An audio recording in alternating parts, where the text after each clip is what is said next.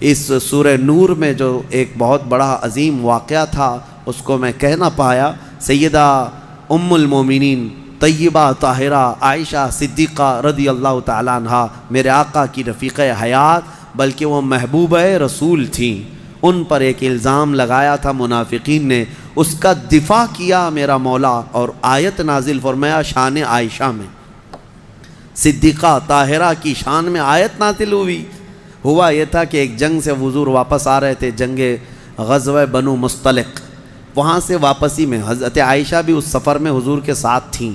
رات کا وقت تھا، ایک جگہ قافلہ رک گیا تو قافلہ جب رکتا تھا تو اونٹ کے اوپر جو کجاوا ایک جو ہے حجرے کی طرح بنا دیا جاتا، جھونپڑی بنا دی جاتی تھی جو ام المومنین کے لیے ہوتی تھی، حضور کی ازواج مطہرات پردے میں جاتی تھیں، وہ اٹھا کر کے زمین پر رکھ دیا۔ حضرت عائشہ کی عمر بھی چھوٹی تھی، کم عمر کی تھی، تو وہ بڑی ہلکی بھی تھیں، جو صحابہ اٹھاتے تھے اٹھا کر کے رکھ دیتے تھے۔ رات کا وقت تھا اور وہ وہاں پر سو گئیں، کجاوے سے باہر نکل کر کے سوئی۔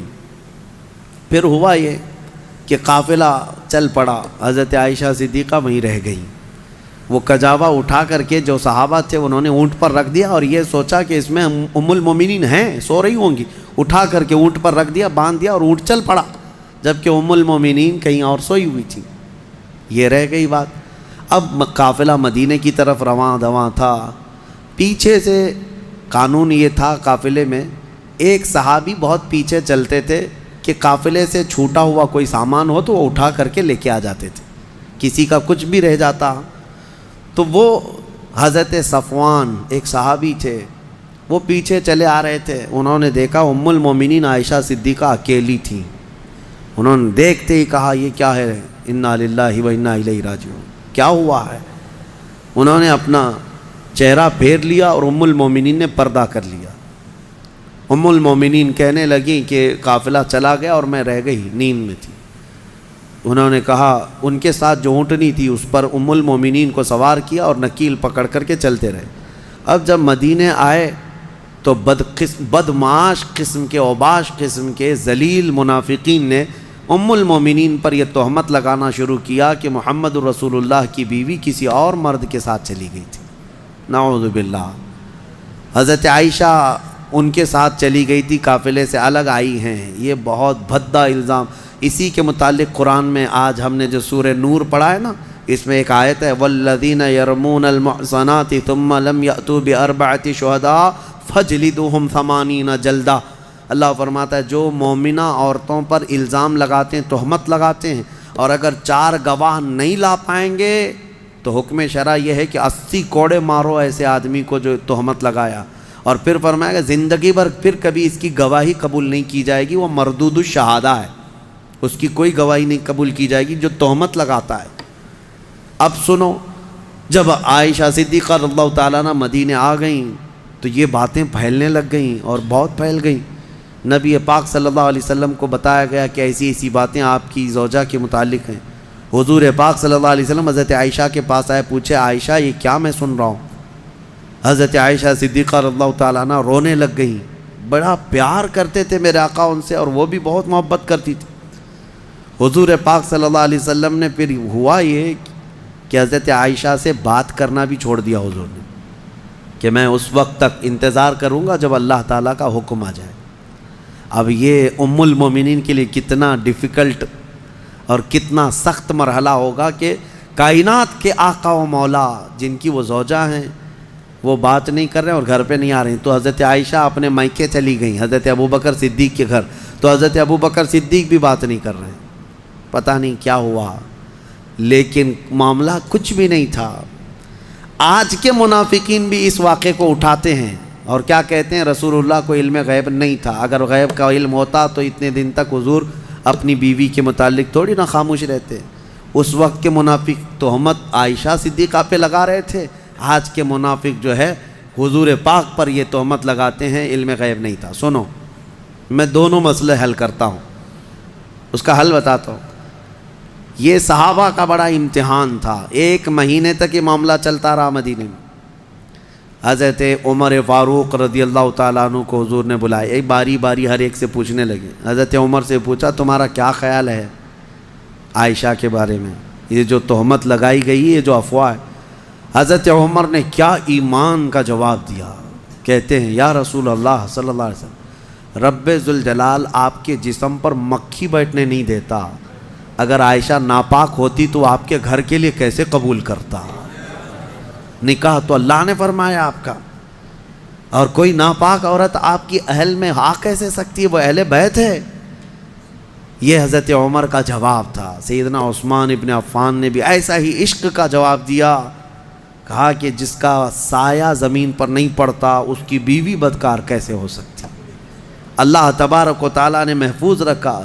اب جو خواتین صحابیات تھیں ان کو بھی حضور بلانے لگے، پوچھنے لگے عائشہ کے بارے میں کیا خیال۔ یہ در حقیقت ہے کہ امتحان چل رہا تھا۔ وہاں جو منافق تھے وہ تو کہنے لگے، جب منافق کون تھے؟ بظاہر وہ مسلمان ہی تھے، حضور کے پیچھے نماز پڑھتے تھے، بڑی بڑی باتیں کرتے تھے، لیکن اندر کیا تھا وہ کیا ہے؟ جب حضور ان سے پوچھتے آپ کا کیا خیال ہے، آپ کا کیا خیال، کہتے کیا بتائیں، لوگ تو ایسا کہہ رہے ہیں، پتہ نہیں، ہو سکتا ہے بہک گئی ہوں گی، کچھ ہو گیا ہوگا۔ یہ منافقین کے جوابات تھے، یہ منافقین کے جوابات۔ ایسے بہت سارے لوگ ہیں، ہم کو تو نہیں معلوم لوگ، لیکن لوگ کہہ رہے ہیں ایسا ہوگا۔ یہ جلانے والا جواب ہوتا ہے، آج بھی ہوتے ہیں اس طرح کے جوابات، ان کو کانفیڈنس کے ساتھ کہنا نہیں ہوتا ہے۔ اب جو خواتین تھیں ان سے پوچھا گیا تو وہ تو کہنے لگی یا رسول اللہ صلی اللہ علیہ وسلم، عائشہ اتنی چھوٹی ہے کہ وہ آٹا گوندتے گوندتے سو جاتی ہے، روٹی کب پکتی ہے اسے پتہ نہیں ہوتی، تو یہ اونگ آ گئی ہوگی، سو گئی ہوگی، اور اس کا میلان کبھی کسی مرد کی طرف ہم نے نہیں دیکھا۔ کھیلنے والی خاتون ہے حضرت عائشہ۔ نبی پاک صلی اللہ تعالیٰ علیہ وسلم نے یہ سب سے پوچھا، اس کے بعد مہینہ بھر گزرنے کو تھا، آیتیں نازل ہو گئی۔ سورہ نور میں اللہ تعالیٰ نے پوری برات ظاہر فرمائی، ارشاد فرمایا بے شک وہ لوگ جو الزام لگاتے ہیں بغیر کسی سبب کے وہ بڑے ظالم ہیں۔ ماں عائشہ صدیقہ کی برات میں جب آیت نازل ہوئی، حضور آئے حضرت عائشہ کے گھر، حضرت ابوبکر صدیق کو بتا دیا تھا کہ آیت عائشہ کی برات میں صفائی میں نازل ہو گئی ہے، تو پھر حضرت ابوبکر بھی دوڑے دوڑے عائشہ صدیقہ کو خبر دینے چلے گئے، اور جب حضرت عائشہ نے یہ خبر سن لی تو اس قدر اس دن خوشیوں سے پھولے نہ سما رہی تھی کہ نبی پاک صلی اللہ تعالیٰ علیہ وسلم جب گئے گھر تو وہ ان کی محبت کا معاملہ تھا۔ حضور ان سے بات کر رہے تھے تو حضرت عائشہ حضور کے سامنے نہیں آ رہی تھی، کہا نہیں میں پہلے آپ سے نہیں بات کروں گی، میں پہلے اس مولا کا سجدہ ادا کروں گی جس نے میری برات کا اظہار فرمایا۔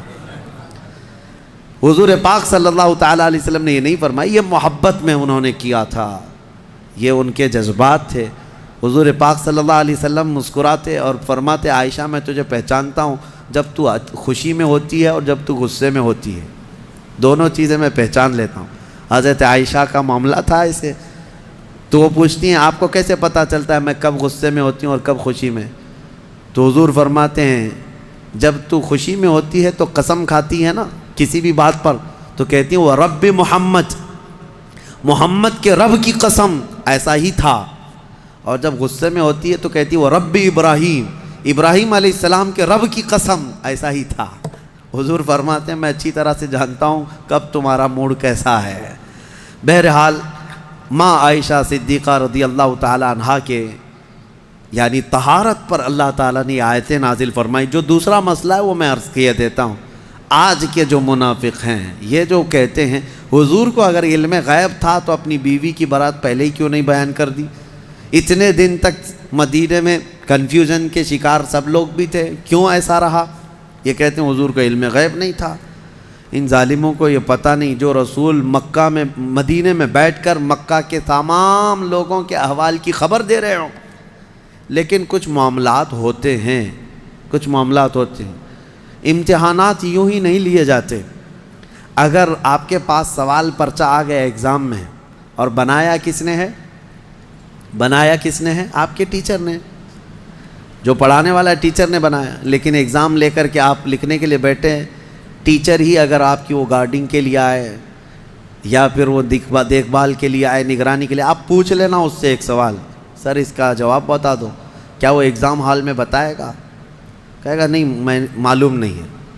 معلوم نہیں ہے مطلب اس کو معلوم ہے لیکن تیرا امتحان چل رہا ہے۔ امتحان کس کام کا ہے؟ بنایا ہے پرچہ اسی نے، امتحان وہی لے رہا ہے، لیکن وہ کچھ سوالات کے جوابات نہیں دیتا تو اس کا مطلب یہ نہیں ہے کہ اس کو علم نہیں ہے، علم ہے لیکن تیرا امتحان چل رہا ہے۔ آپ کو پتہ ہے ایسا معاملہ ابھی سورہ یوسف میں گزر چکا۔ حضرت یوسف علیہ السلام نے کیا کیا تھا؟ یوسف علیہ السلام کے جب بھائی آئے تھے غلہ لینے کے لیے، ان کے چھوٹے بھائی بنیامین، ان کے تھیلے میں انہوں نے کھٹوری ڈال دی تھی، پتہ ہے نا؟ اور اس کے بعد کیا کیا؟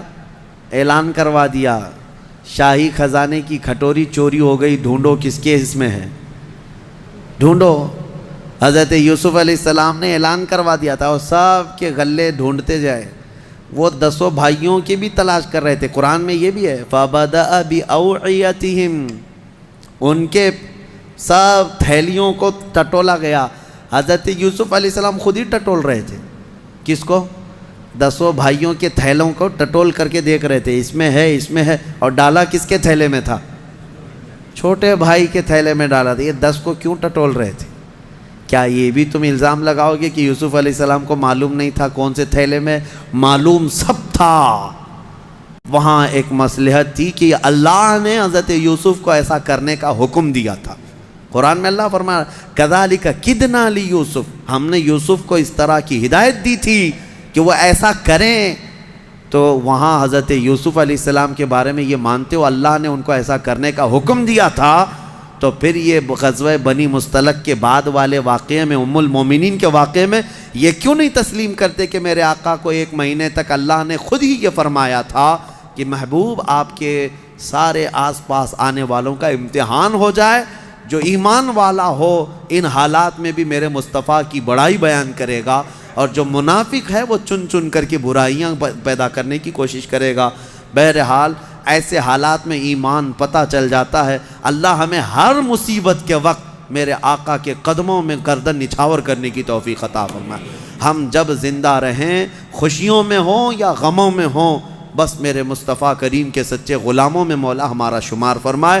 میں یہی عرض کرتا ہوں، ہر تکلیف، ہر ستم گوارا ہے، یا رسول اللہ بس تم کہہ دو کہ تو ہمارا ہے۔